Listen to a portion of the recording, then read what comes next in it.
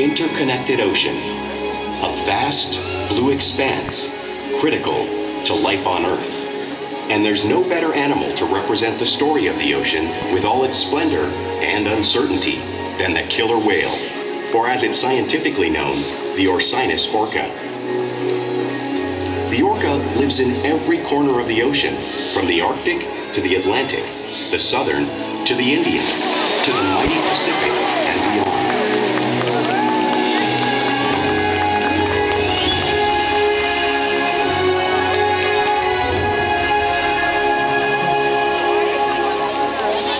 This whale's story is the ocean's story, and it is one we all share.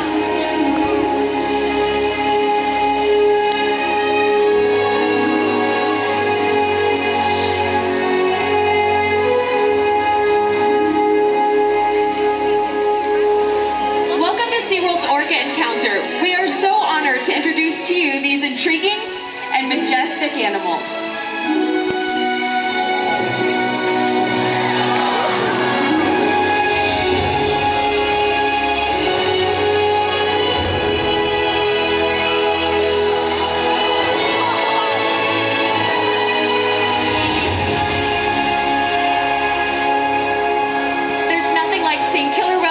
And learning about them and their natural behaviors. We hope this Orca Encounter will help you better understand this magnificent creature and everything they represent.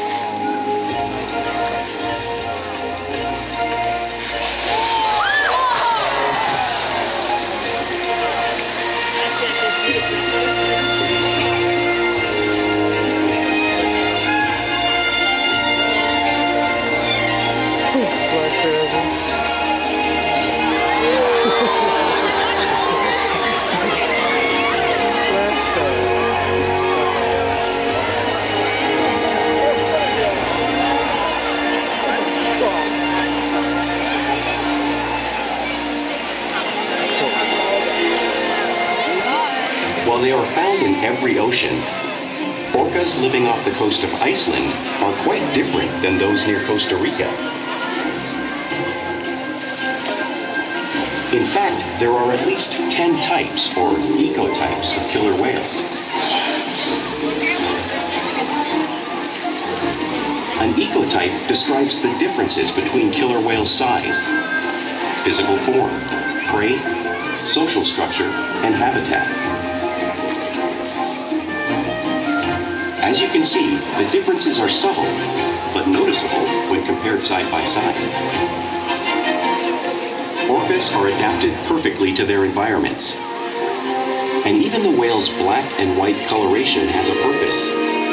It camouflages the outline of their bodies in the water, making it easier for them to surprise and catch their prey.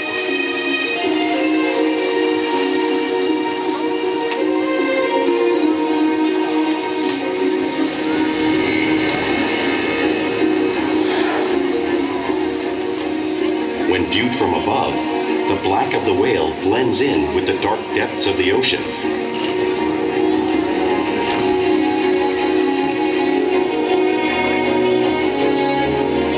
When viewed from below, the orca's white bellies match the brighter surface of the water, blending with the light above, giving them the perfect camouflage.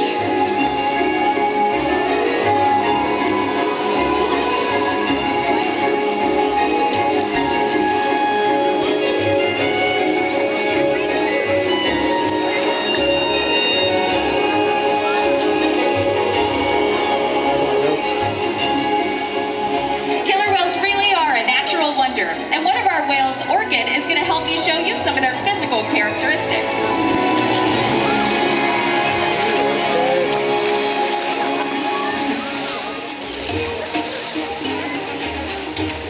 Orkid's blowhole is perfectly located for taking quick breaths at the surface.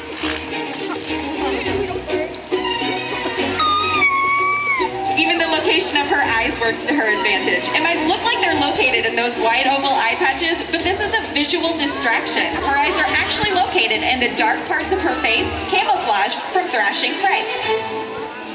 The fin on her back is called a dorsal fin. The dorsal fin helps stabilize the whales as they swim and also might aid in some body temperature regulation. The flippers on either side of their body help them to stop and steer while they're swimming. Inside one of those flippers, they have 5 bony digits, very similar to the human hand.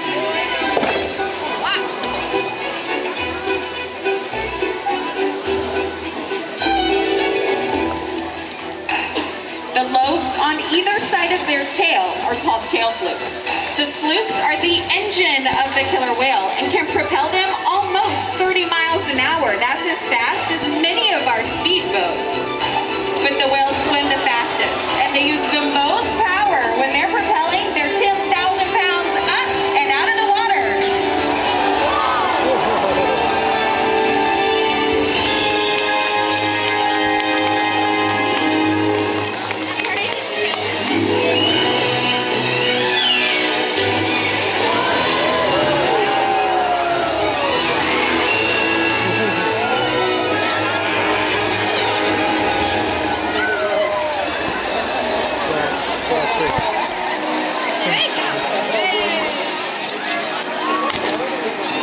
Killer whales are highly social animals with a well-defined social structure. An orca pod is always led by a female.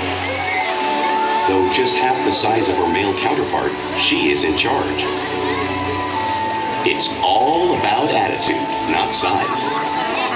Because they live and work as a group, orcas need to communicate with sounds and body language.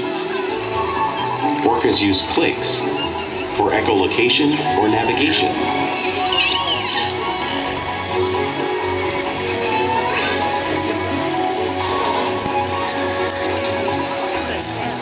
Whistles to socialize in the pod. And calls for group coordination and hunting.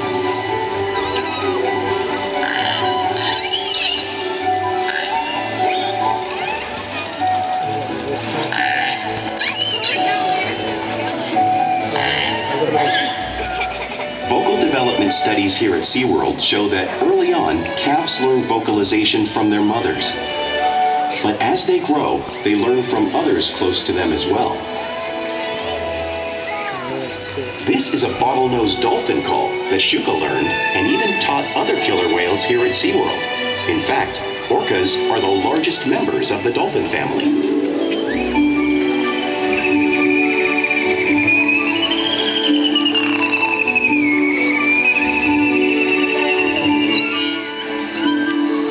Whales here and in the wild use vocalization to communicate all the time.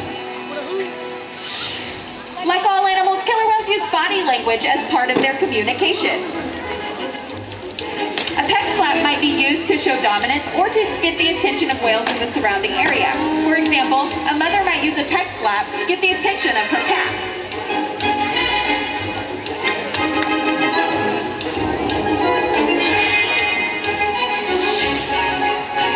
But when the whales really want to get noticed, they breach.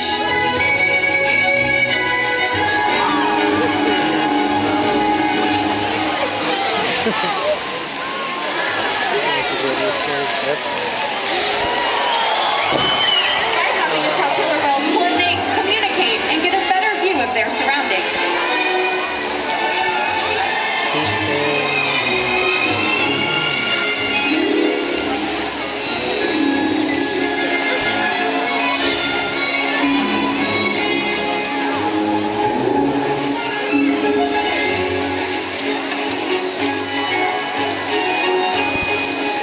Fluke slaps are another form of body language killer whales can use.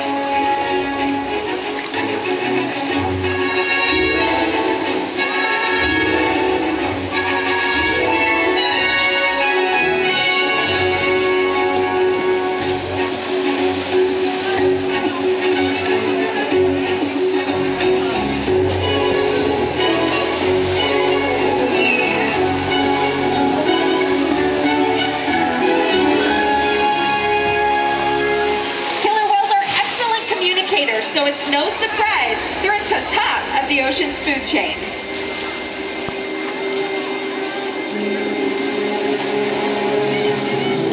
Killer whales work together to rear their young, protect their pod, and most importantly, pursue, and catch their prey. Every day they cooperate to survive in the wild oceans of the world. The orca's hunting techniques are as varied as the whales themselves. Norwegian killer whales will circle herring, herding them together. The whales use sounds to coordinate with each other and to disorient the herring. With the fish confused and contained, the whales stun them with their powerful tail flukes, making for an easy meal.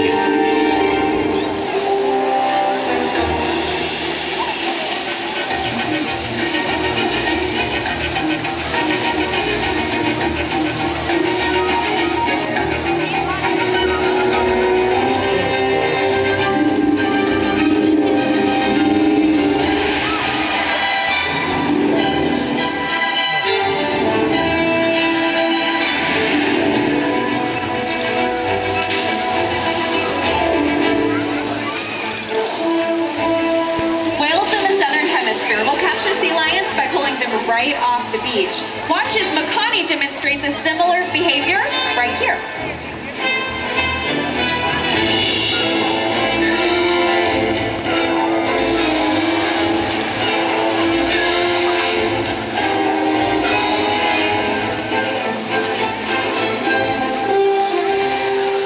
Antarctic orcas will create waves washing over floating blocks of ice, knocking seals into the water. Ulises is demonstrating a similar wave-making technique, showing you one of the many intriguing and complex hunting strategies killer whales have developed around the world.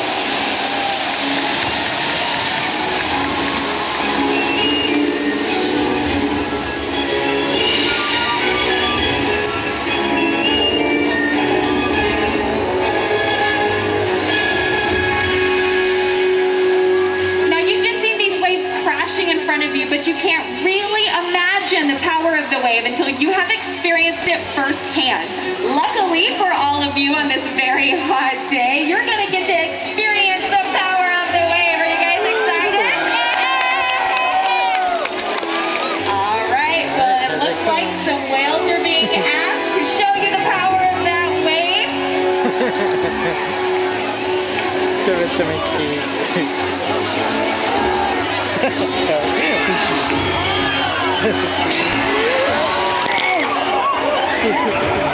Thank you, Keet.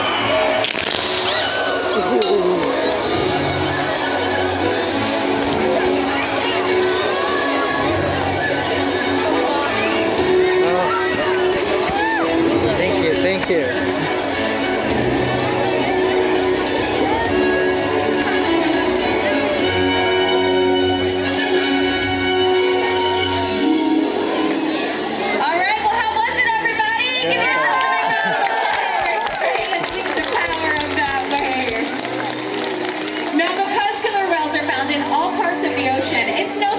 They eat all kinds of prey, including other whales. The blue whale on the screen there is 5 times longer and 50 times heavier than our killer whales. So how do whales the size of Keet here, or Nakai rather, eat a whale that size? It's possible because killer whales are the ultimate team players. In this example, we see the larger male orcas surround a sperm whale, forming a perimeter, while the females continue to drive the whale forward until it reaches exhaustion. The calves then move in to join the adults in the group. Whatever their prey, killer whales always cooperate and hunt together, making them a highly successful predator.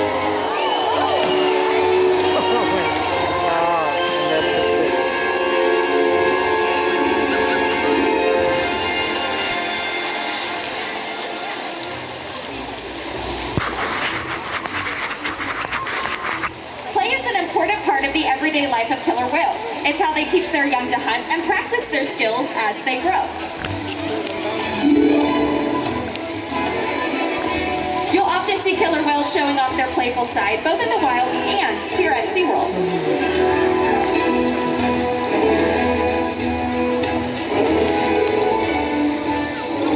Porpoising is when whales swim fast at the surface, breaking out of the water briefly.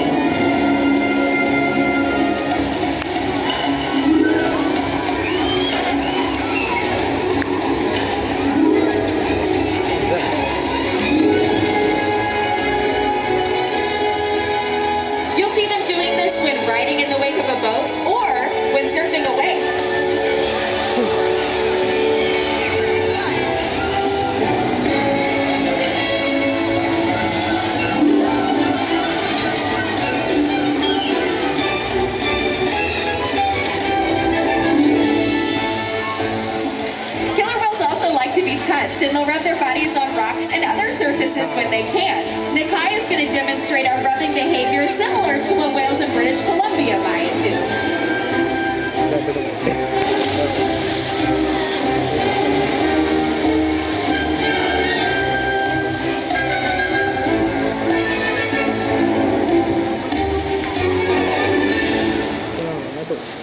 You'll also see killer whales imitating one another in the wild. We see it here at SeaWorld all the time. Our whales are always learning from each other and mimicking each other.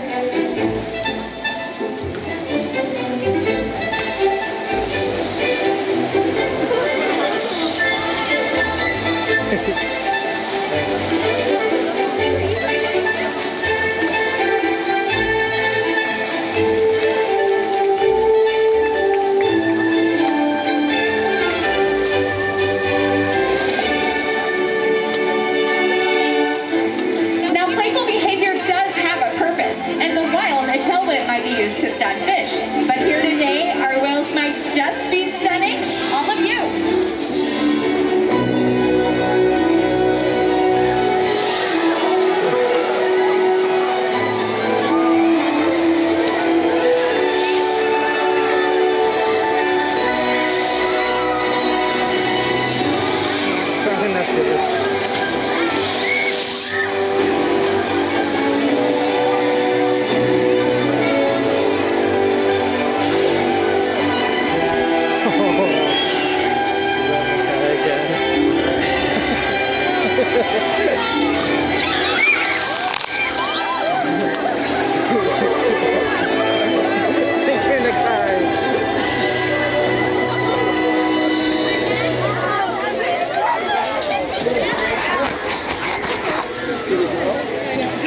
Now we interact with our whales all day, every day, allowing us to build trusting relationships and provide optimal healthcare, research, and quality of life. Our whales take an active role in their own health and well-being. For example, when the whales learn to roll over and offer us their tail flukes, like you're seeing across the pool there with Nakai and Orchid, our veterinarians can come out and draw a blood sample from a vein just under the skin of those tail flukes to make sure the whales are staying healthy. We get these voluntary blood samples every single month.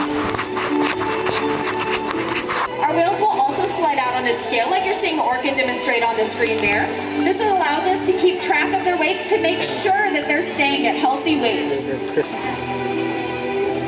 Our whales will even allow us to take a breath sample from their blowholes. All of these behaviors are only possible because of the relationship we've developed with them day after day here at SeaWorld. Now, throughout the presentation, we've talked a lot about the physical adaptations of the killer whales and their many different behaviors, but now I want to tell you about the personality of this big guy right here. Everybody, this is Ulises. Any minute now. Here he comes. Ulises is our largest killer whale. He weighs about 10,000 pounds. He's a male in his early 40s. He has a very fun personality and he loves interacting with his predators. We challenge the whales every day to learn new things, to engage, and stimulate their minds. Diet, exercise, and of course play all help keep our whales in great shape.